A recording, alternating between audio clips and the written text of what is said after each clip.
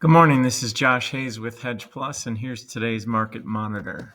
Headline for today is a trifecta of bearish news is holding down corn, beans, and wheat, while strong exports are ignored. With corn and beans right now, the weather, strong planting pace, and low energy prices are too much to overcome. That's where we've seen this decline the last few days. As far as planting pace, we're seeing corn jump to 40% complete, slightly less than expectations, but above the 35% pace we had last year and the 5-year average of 39%. Soybean plantings jumped 12% to 30% complete. That's above the 24% pace from last year and the 5-year average of 23%. So good weather, that strong pace, and then just lower energy prices. Oil prices have really come down, so there's not really much to help drive prices higher. With the wheat market, prices are stifled by Russian production forecasts, which are on the rise. It seems like every other week we hear the opposite, where they go down, they come up. But regardless, right now their forecasts are on the rise.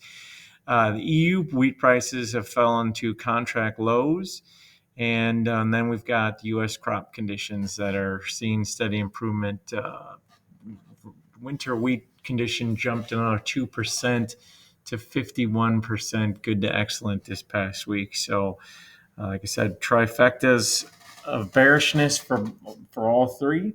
And even though we've got strong exports, corn, uh, beans, and wheat, falling below expectations, are maintaining a good pace. Corn and soybeans are well ahead of last year. Wheat is starting to fall behind this year's projected pace, but by no means are the numbers bad there.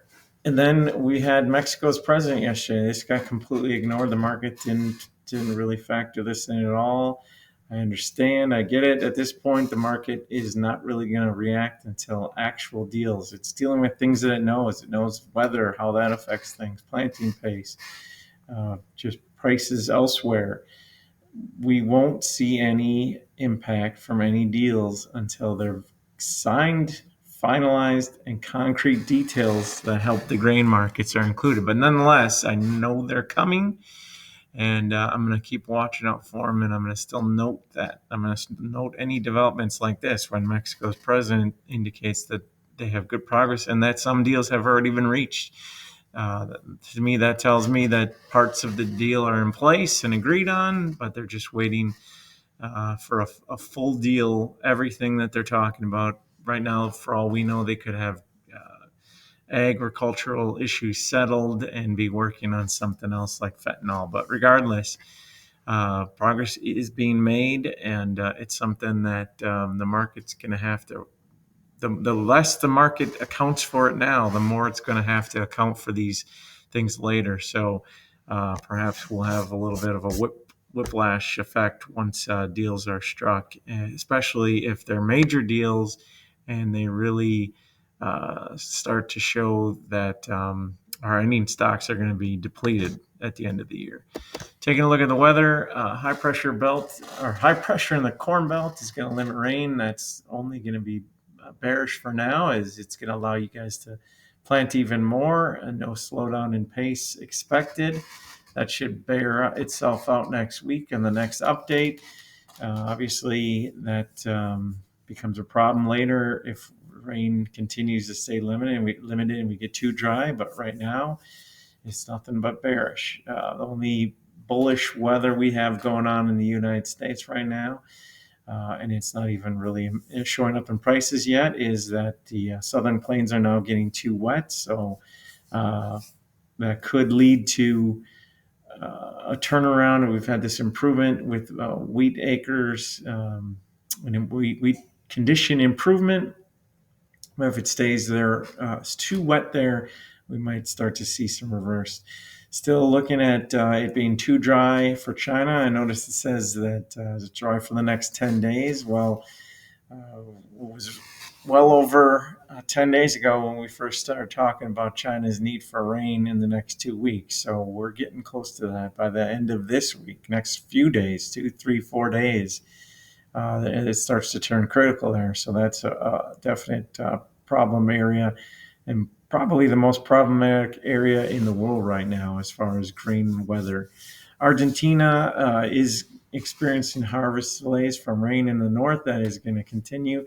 To give you an idea where they're at on their corn harvest, they're at 31% versus 27% last year.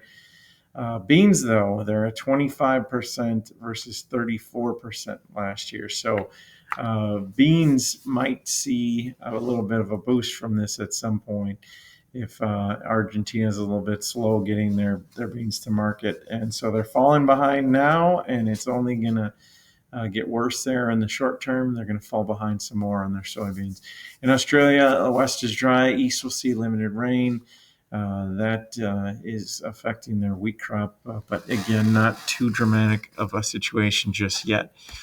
Taking a look at overnight prices, bleeding has stopped, thankfully, for a little bit. Soybeans are flat from yesterday's close. Corn and wheat are both up about 2 to 3 cents.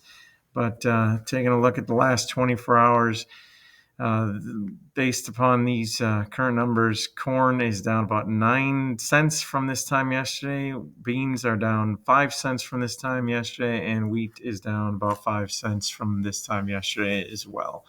Hopeful that the market has fully priced in all this bearishness.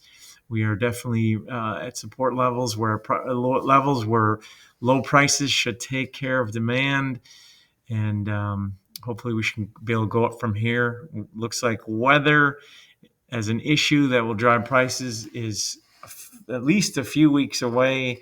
Not something that anybody is predicting yet. It's definitely something we think will probably come at some point. It would be unusual not to have a weather issue at some point. So we continue to have to rely on deals getting announced to see that bounce. So it's just going to require patience. The deals we know are coming. Export sales numbers should get a spike once those deals are announced, or at least the projections. And it's just a wait and see game. That's all for today. I hope everyone has a great day. Good luck with planting, and we'll talk to you again tomorrow.